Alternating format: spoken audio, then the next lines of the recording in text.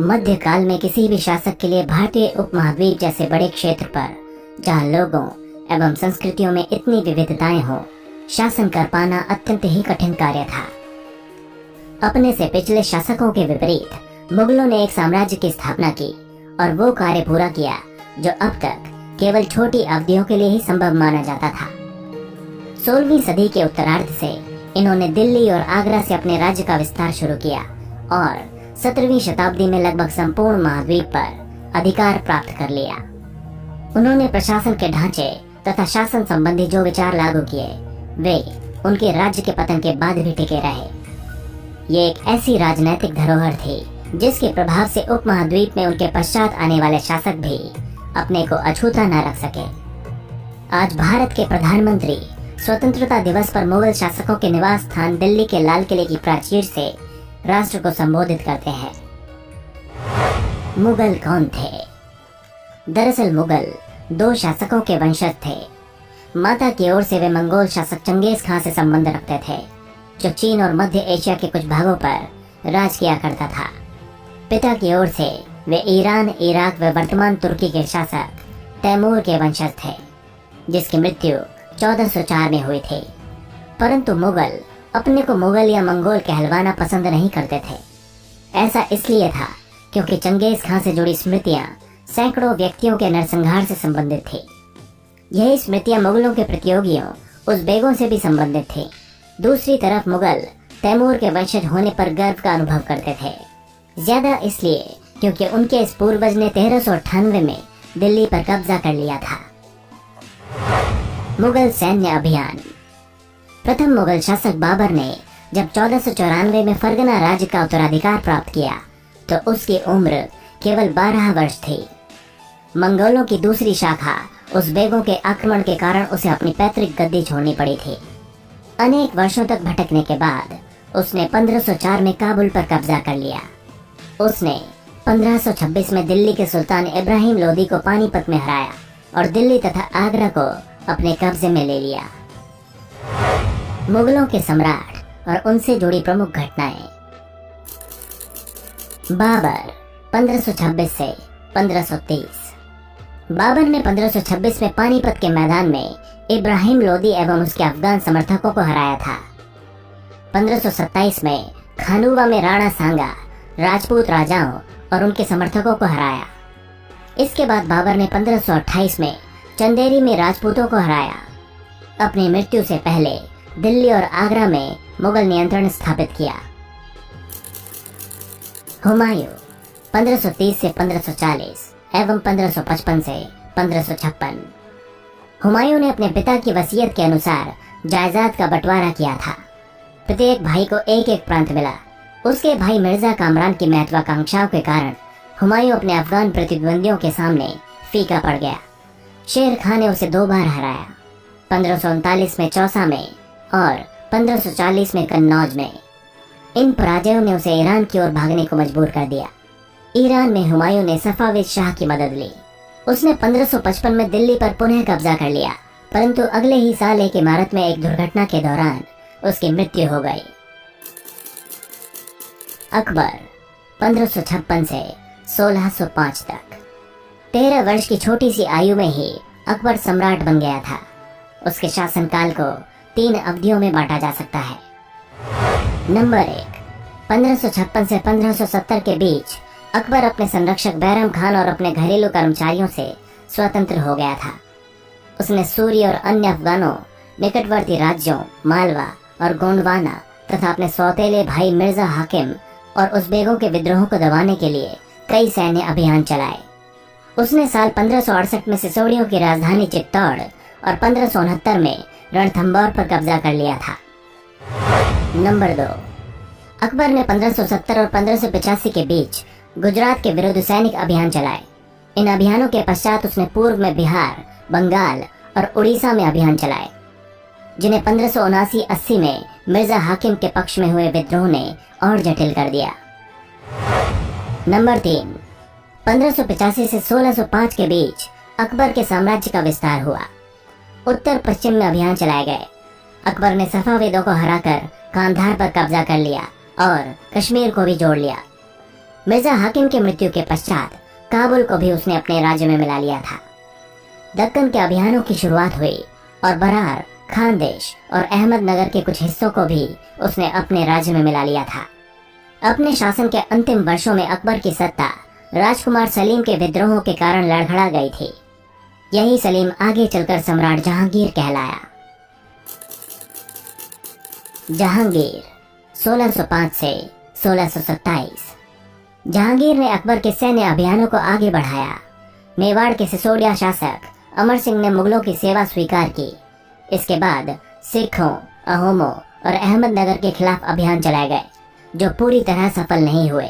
जहांगीर के शासन के अंतिम वर्षों में राजकुमार खुर्रम ने उनके खिलाफ विद्रोह कर दिया था। यही राजकुमार खुर्रम आगे चलकर शाहजहां के नाम से प्रसिद्ध हुए। जहांगीर की पत्नी नूरजहां ने शाहजहां को हाशिए पर धकेलने के प्रयास किए, जो असफल रहे।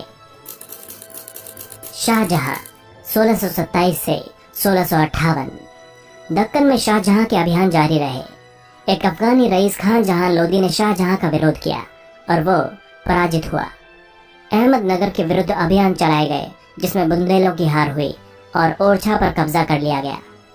उत्तर पश्चिम में बल्ख पर कब्जा करने के लिए उज़्बेकों के विरुद्ध अभियान चलाए गए, जो असफल रहे। परिणाम स्वरूप कांधार सफाविदों के हाथ में चला गया। 1632 में अंततः अहमदनगर को मुगलों के राज्य में मिला लिया गया और बीजापुर की सेनाओं ने सुलह के लिए निवेदन किया। 1657-58 में शाहजहां के पुत्रों के बीच उत्तराधिकार को लेकर झगड़ा शुरू हो गया। इसमें औरंगजेब की विजय हुई और दारा शिकोह समेत उसके 3 भाइयों को मौत के घाट उतार दिया गया। शाहजहां को उसकी बाकी की जिंदगी के लिए आगरे के किले में कैद कर दिया गया। औरंगजेब 1658 से 1707। 1663 में उत्तर पूर्व में अहोमों की पराजय हुई, परंतु उन्होंने 1680 में दोबारा विद्रोह किया। उत्तर पश्चिम में यूसुफ जई और सिखों के विरुद्ध अभियानों को अस्थायी सफलता मिली। मारवाड़ के राठौर राजपूतों ने मुगलों के खिलाफ विद्रोह किया था।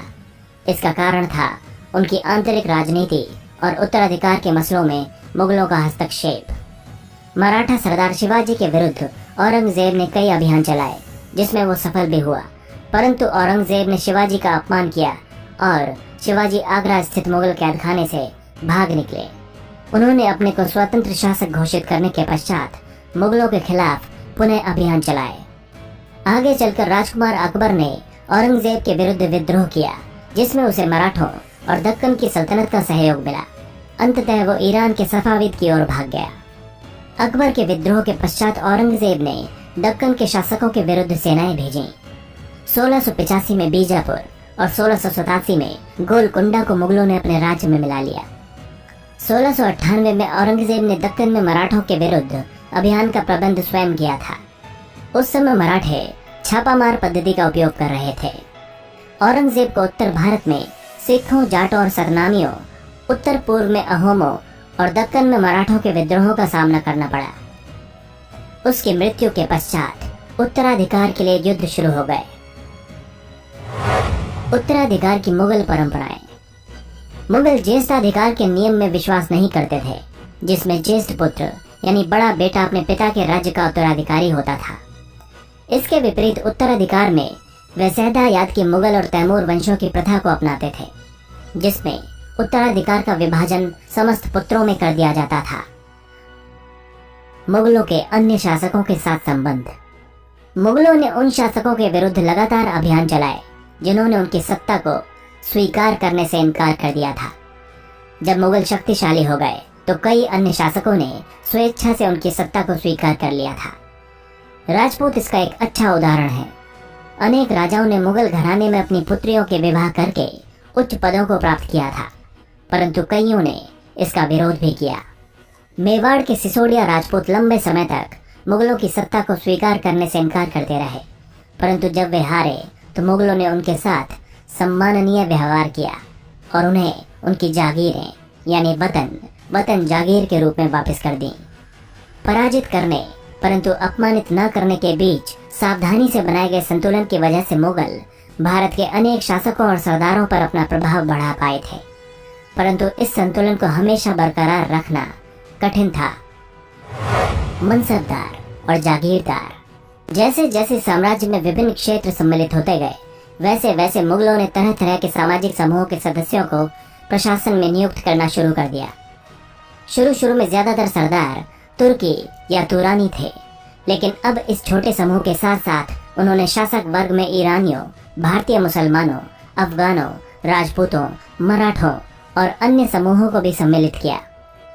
मुगलों की सेवा में आने वाले नौकरशाह मनसबदार कहलाते थे।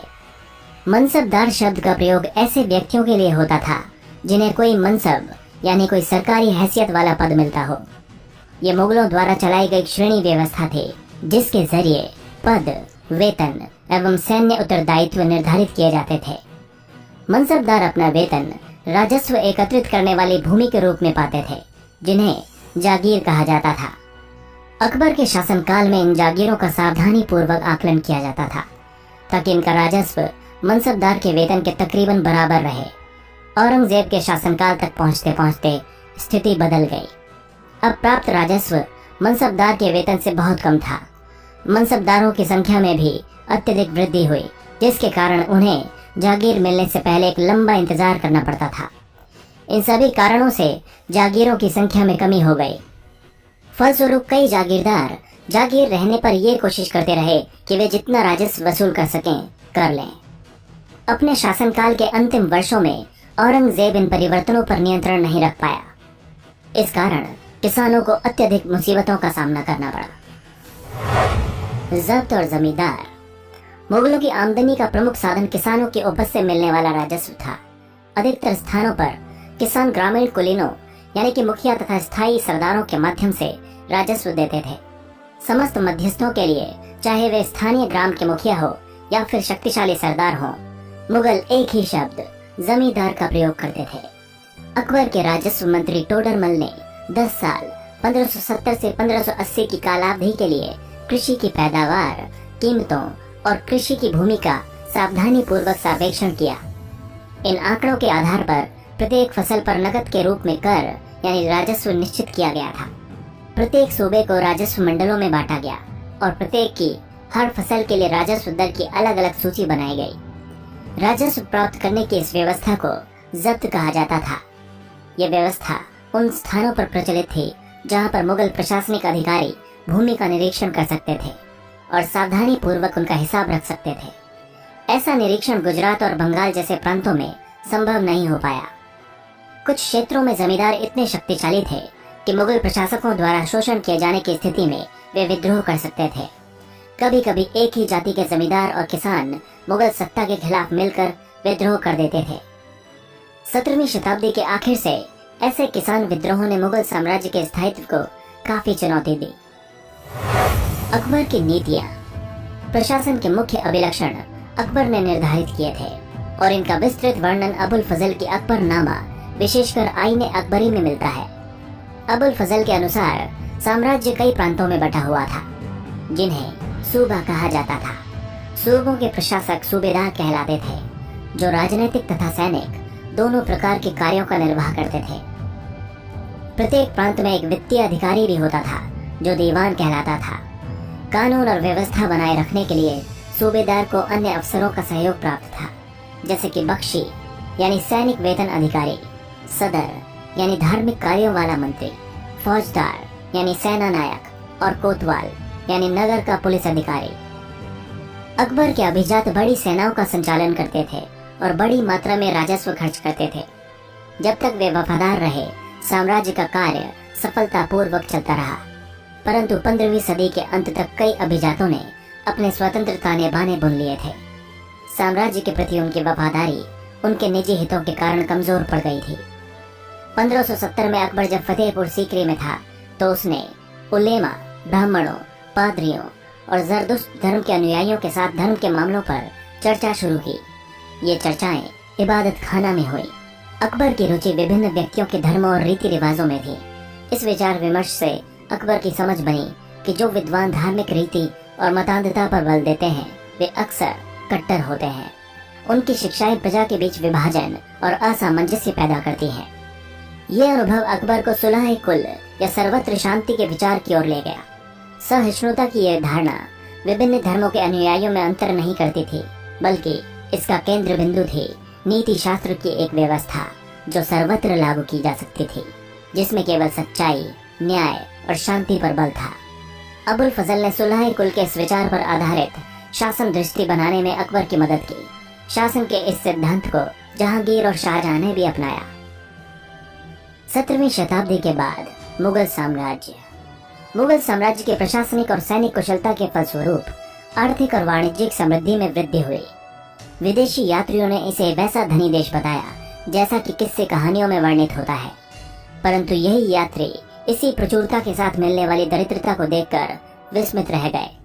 सामाजिक असमानताएं साफ दिखाई पड़ती थीं। मुगल साम्राज्य और उनके मनसबदार अपनी आय का बहुत बड़ा भाग वेतन और वस्तुओं पर लगा देते थे। इस खर्चे में शिल्पकारों और किसानों को लाभ होता था, क्योंकि वे वस्तुओं और फसल की पूर्ति करते थे। परंतु राजस्व का भार इतना था कि प्राथमिक उत्पादकों, किसान और शिल्पकारों के पास निवेश के लिए बहुत कम धन बचता था। इनमें से जो बहुत गरीब थे, मुश्किल से ही पेट भर पाते थे। ऐसी अर्थव्यवस्था में ज्यादा धनी किसान, शिल्पकारों के समूह, व्यापारी और महाजन ज्यादा लाभ उठाते थे। मुगलों के कुलीन वर्ग के हाथों में बहुत धन और संसाधन थे, जिनके कारण 17वीं सदी के अंतिम वर्षों में वे अत्यधिक शक्तिशाली हो गए। जैसे जैसे मुगल सम्राट की सत्ता पतन की ओर बढ़ती गई, वैसे वैसे विभिन्न क्षेत्रों में सम्राट के सेवक स्वयं ही सत्ता के शक्तिशाली केंद्र बनने लगे। इनमें से कुछ ने नए वंशों की स्थापना की और हैदराबाद व अवध जैसे प्रांतों में अपना नियंत्रण जमा लिया। हालांकि वे दिल्ली के मुगल सम्राट को स्वामी के रूप में मान्यता देते रहे, लेकिन फिर भी 18वीं शताब्दी तक साम्राज्य के कई प्रांत अपनी स्वतंत्र राजनीतिक पहचान बना चुके थे। दोस्तों, अगर आपको हमारा वीडियो अच्छा लगा तो प्लीज लाइक करें, शेयर करें और कमेंट करें, और हमारे चैनल हिस्टोरिक हिंदी को सब्सक्राइब करना ना भूलें, ताकि हमारी हर नई वीडियो की अपडेट आपको मिलती रहे। धन्यवाद।